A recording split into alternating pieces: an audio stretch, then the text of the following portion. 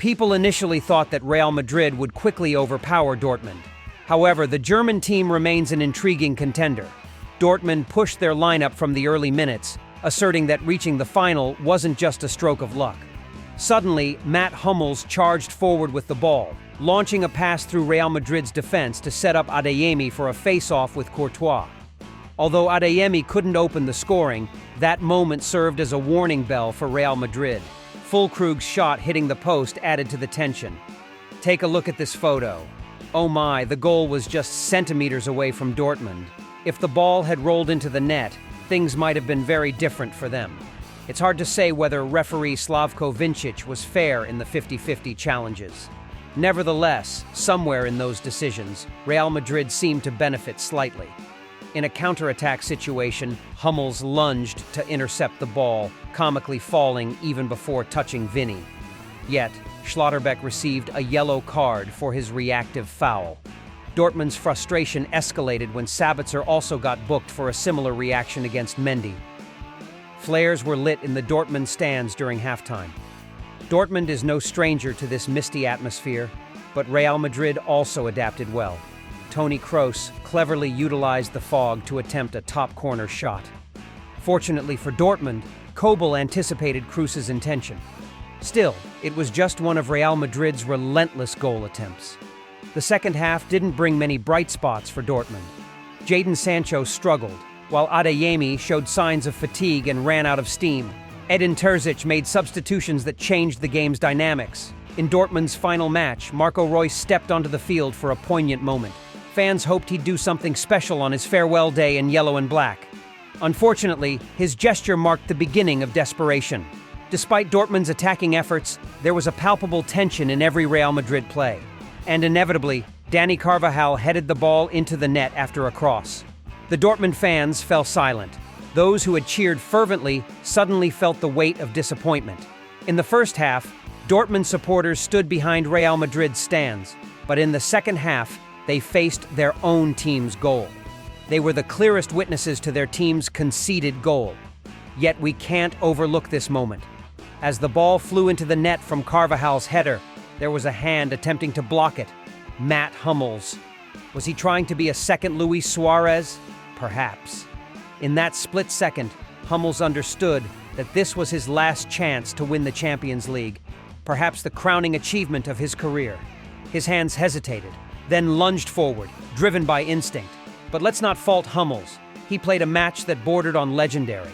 11 Dortmund players had already battled against Real, so what's one more penalty in front of them? However, Hummels couldn't prevent the goal, and Real Madrid surged ahead.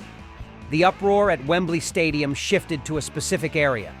Madridistas, who had endured the entire match, suddenly rose, embracing each other in ecstatic celebration, more intense than a mere goal.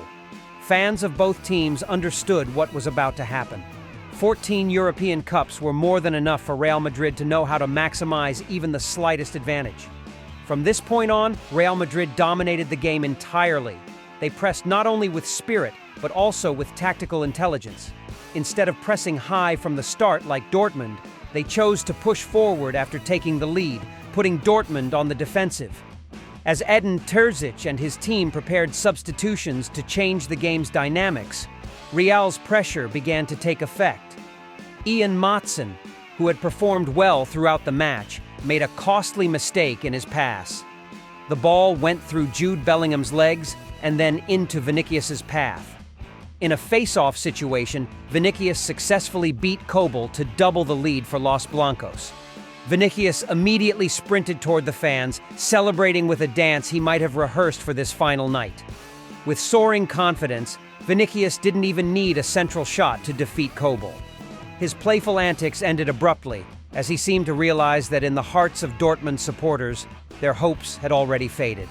The score was 2-0, and Real Madrid was the opponent in this final, a 90% certainty. Amidst the jubilant atmosphere at Wembley Stadium, there was a poignant image of Marco Reus standing still, seemingly cursed by fate. In the 72nd minute, he came on as a substitute for Adeyemi, and in the 74th minute, Real Madrid scored their first goal. About 10 minutes later, Vinicius netted the second, sealing the dream of a title alongside Dortmund for Reus. People began drawing parallels between his trophyless journey and that of Harry Kane, who also left empty-handed before joining Bayern Munich this season. Was Marco Reus at fault? Perhaps only partially. Since Reus stepped onto the field, Dortmund struggled to create chances. But if he faced further criticism for this defeat, perhaps it was unfair to question his heart. This photo may mark the end of a chapter for Reus and Toni Kroos, both exceptional talents of German football in that generation. Fate can be cruel, and glory isn't reserved for everyone. One person continues to seek a cup, while the other has already achieved a satisfying conclusion. Reus's final glimpses receded, making way for today's main character.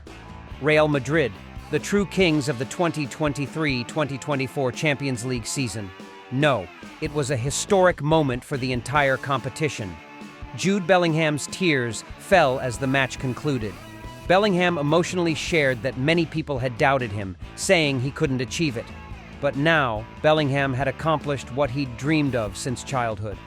And even though Bellingham wasn't the central figure in the final, the joy of embracing the Champions League trophy for the first time would forever be an unforgettable memory for the young Englishman, a player with a high chance of winning the Ballon d'Or this year. Jude Bellingham wept for his first time. From here, he could lift the cup a second, third, or even fourth time. Yet nothing is as beautiful as the first. But Jude Bellingham is just an exceptional case at Real Madrid. The club boasts too many players who have already ascended to Champions League glory multiple times. Playing such a crucial final doesn't make them as anxious as their opponents on the other side. And finally, the most emotional moment arrived when Captain Nacho lifted the championship trophy. Can I use a familiar phrase? It was a journey throughout the season that only the strongest could win consistently over many years, right? Congratulations to Real Madrid for this achievement. 15 Champions League titles in history. This will be an unbeatable record for many years to come. Some people joke that UEFA should change the format to prevent Real Madrid's dominance. We won't verify that joke until next season. But let's set aside those discussions, because this is a time for celebration, victory, glory, and above all, the emblem on the Real Madrid players' jerseys. The #1 team in world football history.